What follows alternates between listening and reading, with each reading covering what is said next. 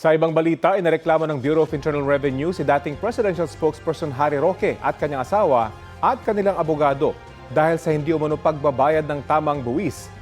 Sinampahan sila ng mga reklamong tax evasion at failure to file tax returns dahil sa tax deficiency na umaabot sa halagang 3.35 million pesos.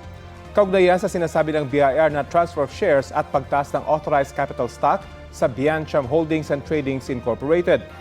Itinanggihan ni Roque at sinabing walang basihan ang reklamo. Anya, walang taxable event na posibleng magdulot ng liability o pananagutan dahil walang actual issuance ng shares. Naihain din daw nila ng naayon sa batas ang lahat ng kanilang tax returns. Sabi ni Roque, pamumulitika ang motibo ng paghahain ng reklamo at pangaharas lang daw sa mga may kinalaman sa Duterte administration. Susubukan namin kunan ng pahayag ang BIR kaugnay rito.